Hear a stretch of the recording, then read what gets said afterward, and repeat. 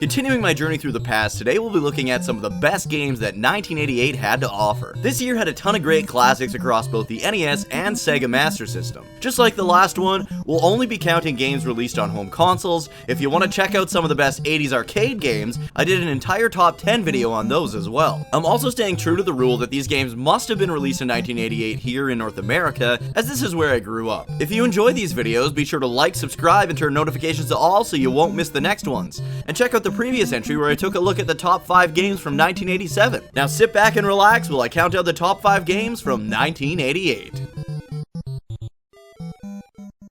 Number 5.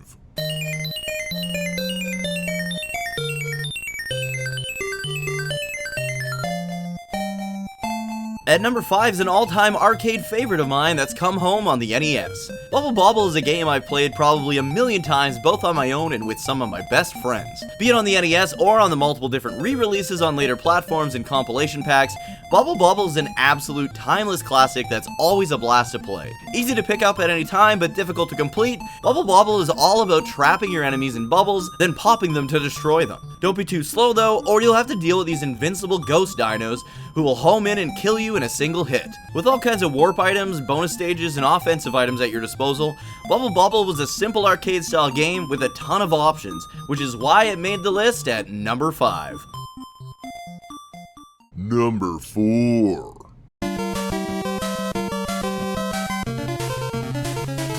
Another incredible arcade classic came to home consoles in 1988, both on the Sega Master System and the NES.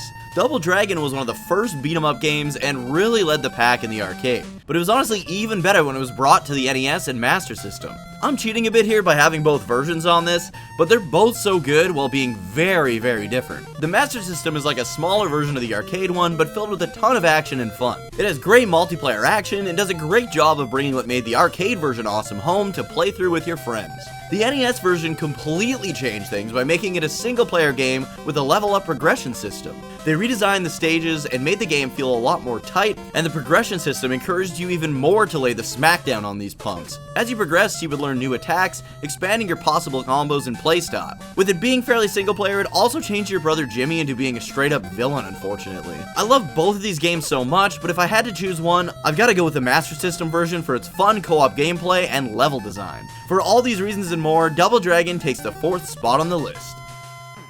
Number 3.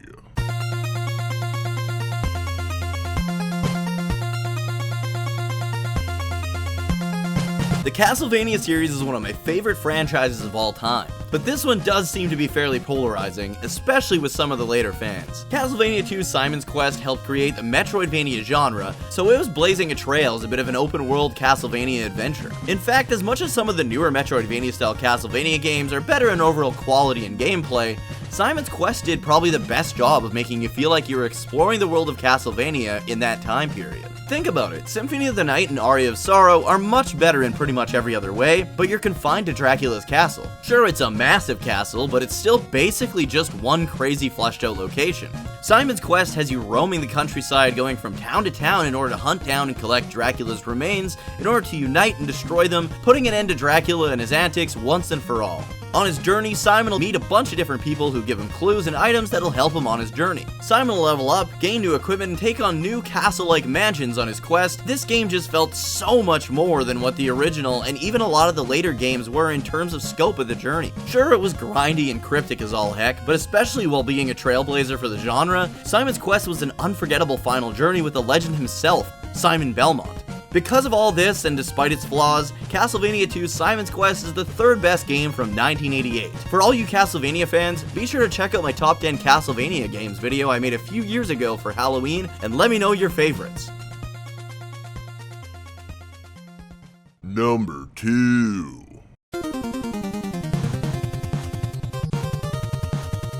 Pretty much everything I loved about Simon's Quest is tossed out of the window for this next entry and replaced by some of the greatest action platforming on the NES. Contra, especially at the time, was one of the best and most action-packed run-and-gun games. It took all the great 80s machismo movie badassery and packed it into a tiny NES cartridge. You had these two buff dudes and their upgradable machine guns taking on a massive, unstoppable, invading alien army. It was up to you and your buddy to do the undoable and stop Red Falcon from invading and taking over the world. Despite it being hard as nails, this game felt so good to beat each stage and overcome the impossible as your two-man army. A single hit would kill you, so you had to be on your toes, but with the tight gameplay and fantastic stage and boss designs, Contra always had you coming back for more. They would even throw in the odd over-the-shoulder camera stage, which was something nobody was really doing at the time. For being the best action platformer that year, and still being a staple of gaming today for retro enthusiasts, Contra stands strong at the second place on the list.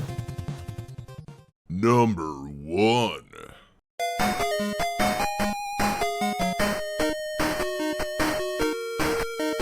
I know this game belongs here in the top spot because I played it for the first time a year ago with zero nostalgia and it just blew me away. I'm talking about the original Phantasy Star on the Sega Master System. One of the few and probably the only good JRPG on the Master System, Phantasy Star somehow had us traversing multiple planets in a vast sci-fi fantasy adventure while being released 2 years before Final Fantasy came out here in the West and a few weeks after Final Fantasy in Japan. This game broke boundaries before the boundaries were even really built. The game tells the classic story of citizens rising up against an oppressive space empire, but with a few crazy twists thrown in the mix. It had a decent cast of characters in an era where JRPGs barely even had characters, had bright, colorful, and unique worlds to explore, and a fantastic combat system.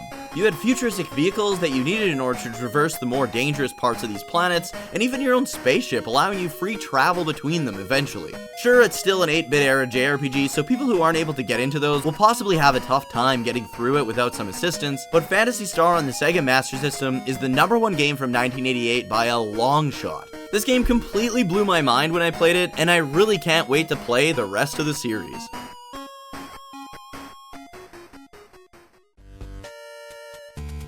Before we get to a couple honorable mentions, I just wanted to remind you to like, subscribe, and share this video to anyone else you think might enjoy it. This helps grow the channel, and we're getting ever so closer to hitting that 1,000 subscriber milestone. Turning notifications to all will guarantee you're notified when I put up the next video, so if you'd like, you can do that as well. For the first honorable mention, I've got to talk about the original Metal Gear on the NES, or at least the version we got here in North America. This is the first ever game I had played that incorporated stealth elements and made you really feel like you were sneaking your way into a top secret military base. Sure, there were some things that were underwhelming, the final boss just being a massive computer screen was probably the biggest, but Metal Gear was the game that introduced me to what would eventually become one of my favorite franchises of all time, and I loved playing it back when I was a kid, so I had to feature it in here somewhere. The last game I wanted to talk about is surprisingly a sports game. Anyone who's played Blades of Steel on the NES knows it deserves to be mentioned. It took the fast-paced action of hockey and gave it a bit of an arcadey twist. You can body check your opponents to steal the puck, actually have full control of your goalie at all times, and get into great 1v1 fights. The fights were probably my favorite part as a kid because this was before we had competent fighting games like Street Fighter 2 on home consoles, and the way they turned it into a fairly detailed minigame where the loser is the one who got hauled off to the penalty box gave you tons of incentive to get good at it and beat some ass. I remember trying to see how many of my opponent's team I could beat up and send to the penalty box so I could give myself an advantage in players on the ice and win some of the more difficult games. Blades of Steel also had a great halftime shoot-'em-up minigame that would sometimes play between periods to advertise some great upcoming Konami games. All this on top of the great controls, music, presentation, and even vocal clips make Blades of Steel another must-play game from 1988. And with that, we're finished. Thank you so much for checking out this video. I hope you enjoyed it, and I'd love to have you back for the next one. If you got some more free time, why not check out a few of my other videos, and until next time, have yourself a good one. Blades of Steel.